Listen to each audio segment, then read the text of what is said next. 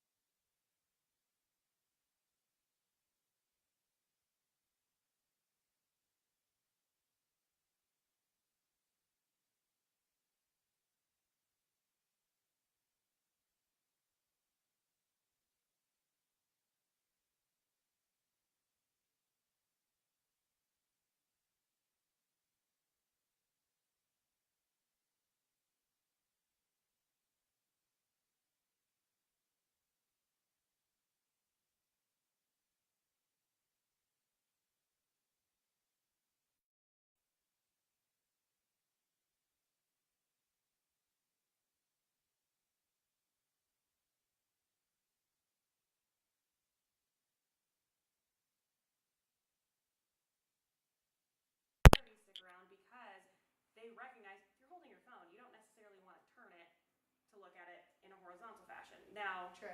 the argument is that we like horizontal video, things like YouTube, it's going to benefit you. Have you ever watched a YouTube video which was clearly taken on someone's phone and there's like the black bars on either It's side awful. and you're just like, I can't watch this. It's very frustrating. I don't know why it upsets me, but I really find it It's annoying. very annoying because you're like, well, this is taking up not the right amount of space and no matter which way I turn it, I can't get it right.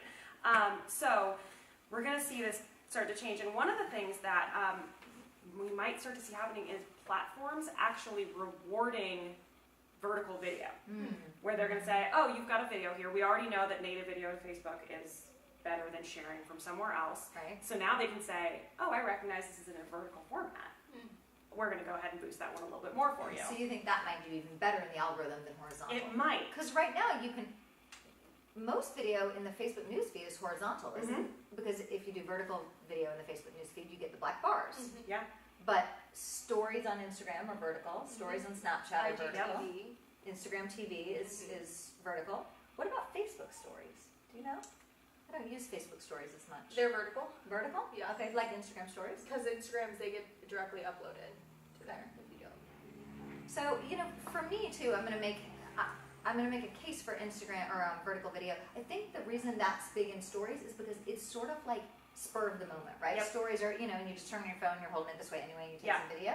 Whereas if I'm like making a video to share in the news feed, I'm probably putting more production value into it, right? Like when we shoot this show, we turn our camera sideways and we shoot horizontally, right? Yeah, because when you do have that spur of the moment and you've got something going on, it's a lot easier to hold your phone this way than it is to two-handed get it steady. Like I know I can hold it with, I'm right-handed, I know I can hold it with my right hand to keep it steady, and I have a thumb available to turn it on and off. So it makes sense that if it's spur of the moment, which is exactly what those things like stories and Snapchat are meant to be, is like, oh, quick thought, here, let me throw it out there. So you're going to get vertical. Now, some data we want to bring up is from Statista. So more than 50... Statista, I wouldn't know how to say that. That's a good company Well, name. yeah, it's pretty good. Well, I figured, Statista didn't sound quite as fun to me, I think. So more than 50% of videos are now viewed on mobile in vertical. Wow. Okay.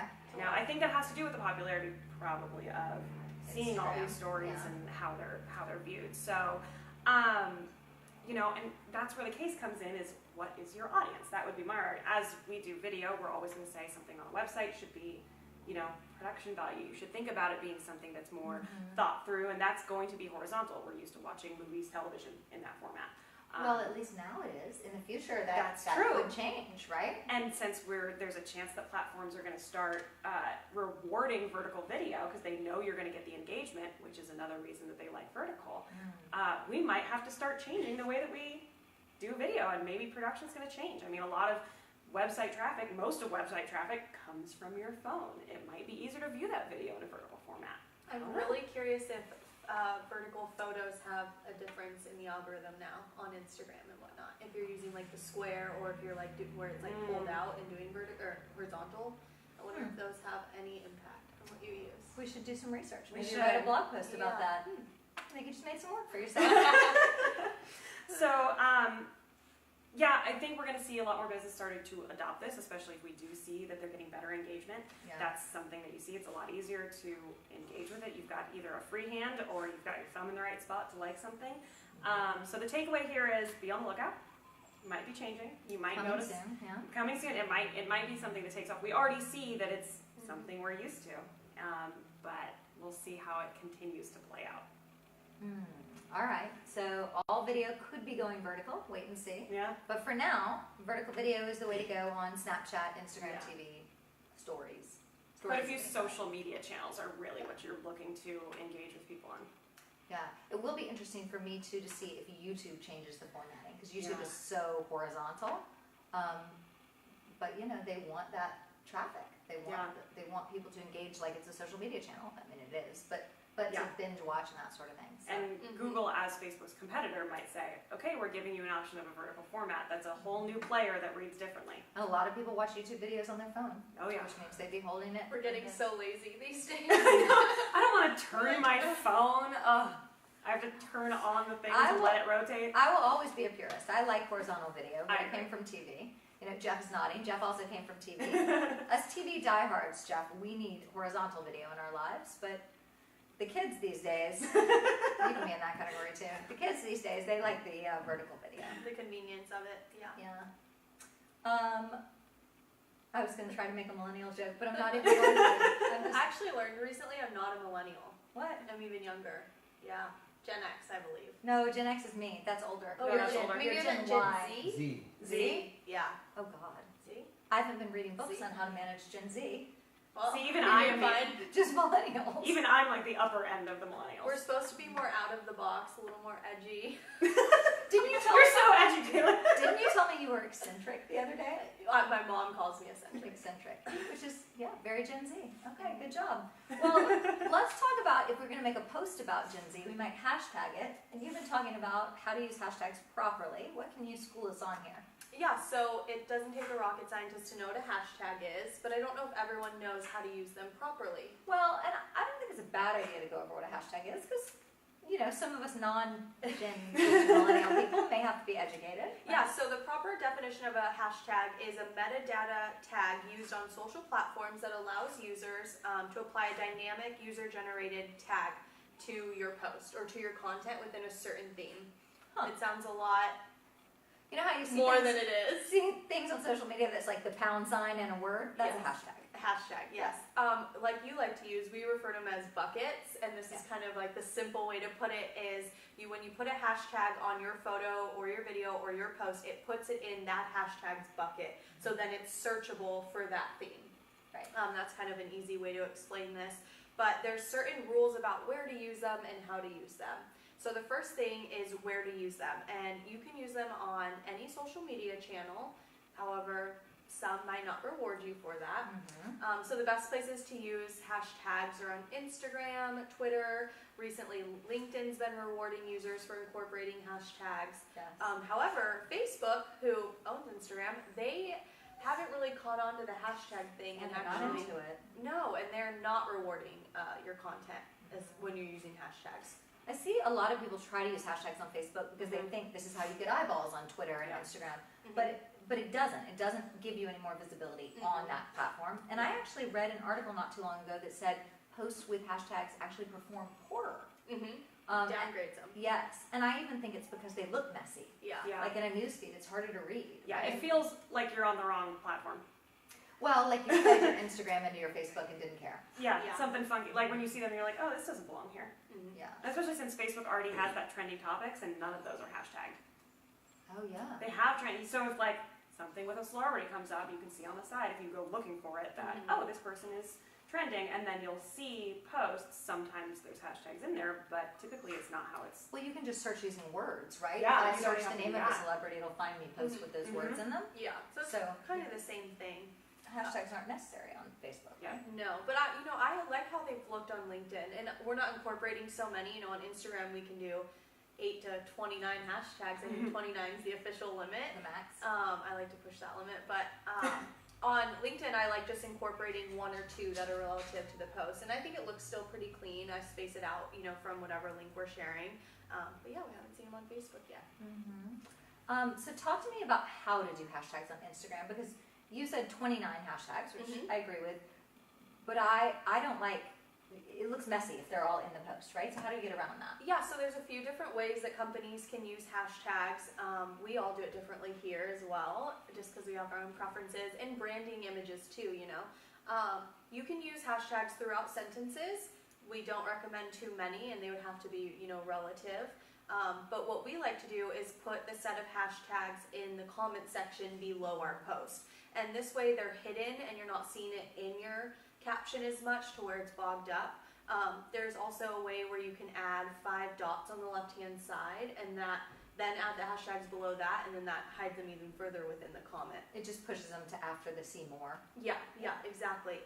So that's one of our best practices here, is doing them in the comments. We also believe in not using the most popular hashtags. Katie's the best at explaining this with her bucket system, but I've stolen it.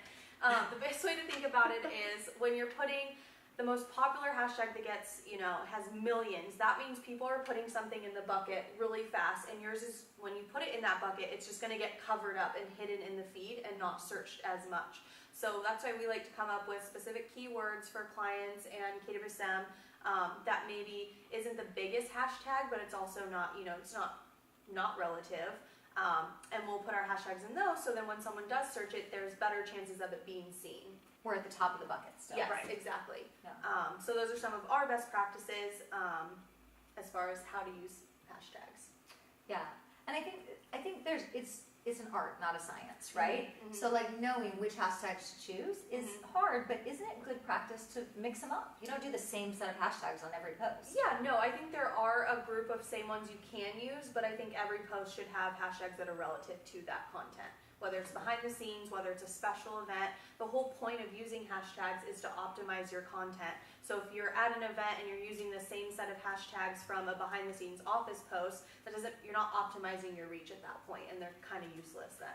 Well, and if we think of them as buckets or categories we're putting the post into, it doesn't make sense, right? Yeah, like no, the no. office posts and the behind the scenes posts don't go in the same category. Yeah, exactly. So, okay.